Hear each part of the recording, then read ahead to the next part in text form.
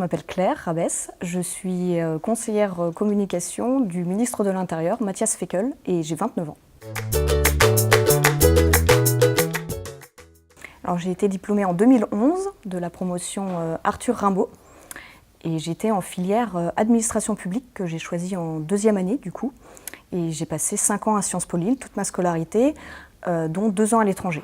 1 an à New York pour le stage de 3e année et ensuite 1 an à Varsovie sur le campus de Natoline du Collège d'Europe en 5e année en dérogation cette fois. Alors, je trouve les stages très importants dans une scolarité. C'est pour ça que je voulais faire un stage en 3e année. Et j'ai postulé à beaucoup de stages dans le réseau diplomatique français. Et ça s'est passé à New York, donc au service culturel de l'ambassade de France, au service éducation plus particulièrement, où je m'occupais du Dual Language Programme. Comme j'avais envie effectivement de me spécialiser dans les affaires européennes, c'était une voie qui m'intéressait énormément, j'ai postulé sur le campus de Varsovie, du coup, puisqu'il y a 2 campus, un à Bruges, avec beaucoup plus de programmes, et un à Natoline, qui est axé sur la politique de voisinage, comme on dit, c'est-à-dire sur les pays qui entourent l'Union européenne, et notamment à l'Est, avec la Moldavie, l'Ukraine, la Biélorussie. Et donc, j'ai choisi de postuler à Natoline.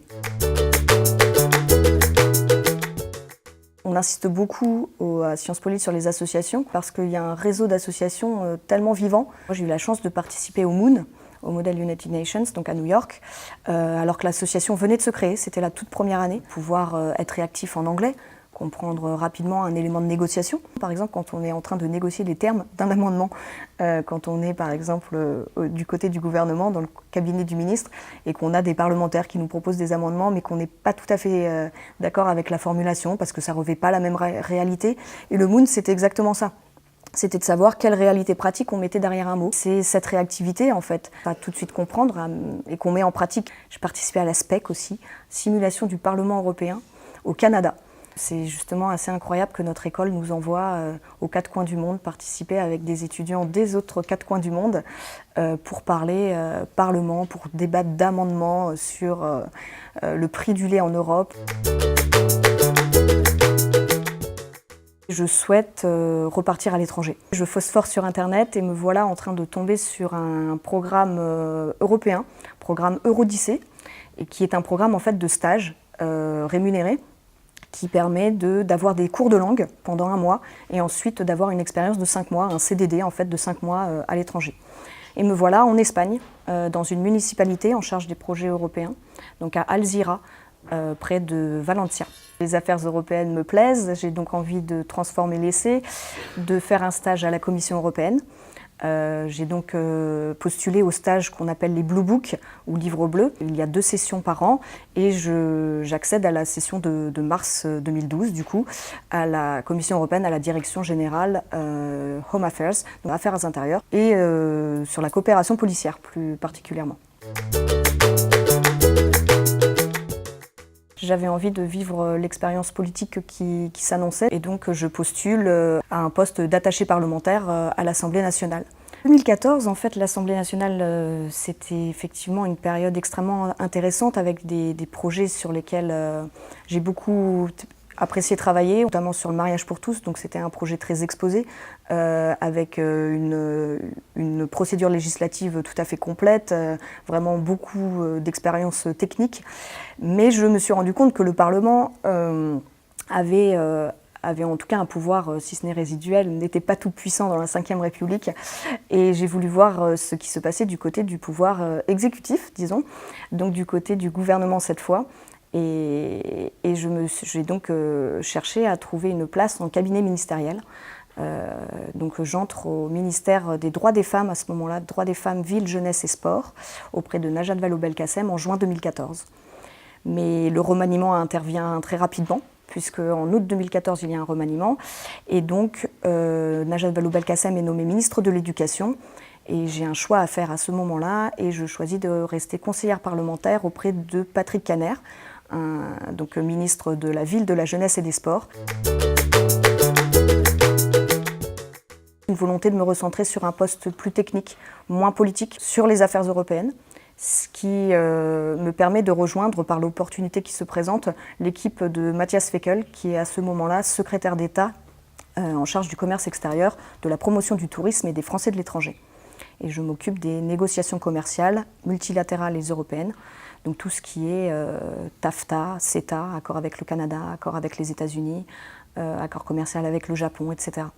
Donc c'est une compétence de l'Union européenne, mais les États membres évidemment suivent ça de très près et on regarde ça avec des prises de position assez fortes du ministre sur ces dossiers. Ministre d'ailleurs qui est nommé la semaine dernière ministre de l'Intérieur. Et donc une partie de l'équipe suit le ministre et change de fonction à cette époque-là, puisque je m'occupe désormais de la communication. Alors actuellement, en tant que conseillère communication du ministre de l'Intérieur, c'est faire beaucoup de relations presse en fait aussi, c'est-à-dire qu'on est beaucoup sollicité par des journalistes, beaucoup de communication du ministre, c'est-à-dire ce qu'il fait en termes de tweets, ce qu'il fait en termes de communiqué de presse bien sûr, c'est-à-dire quelles informations lui va fournir en tant que ministre de l'Intérieur.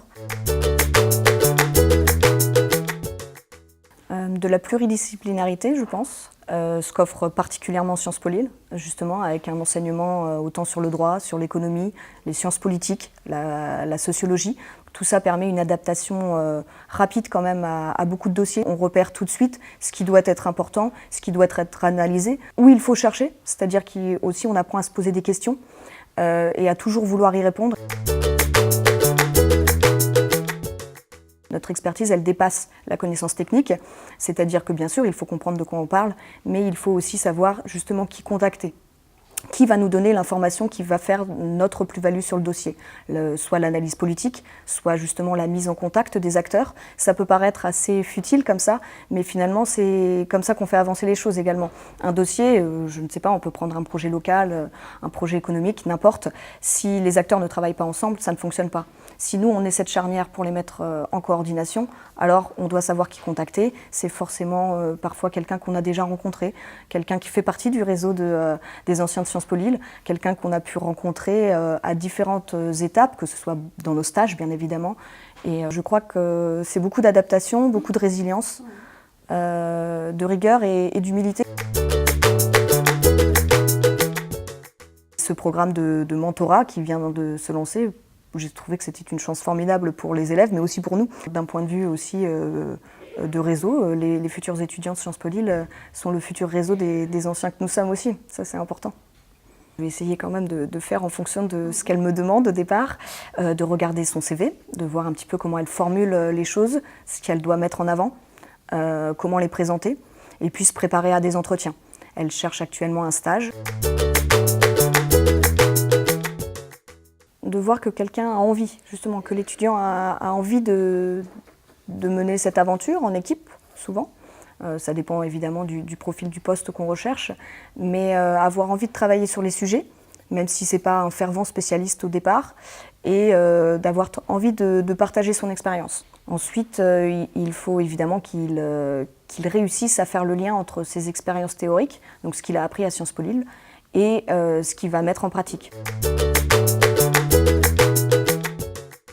Il faut se faire confiance, c'est-à-dire faire confiance aux opportunités, à sa capacité de travail et à son envie.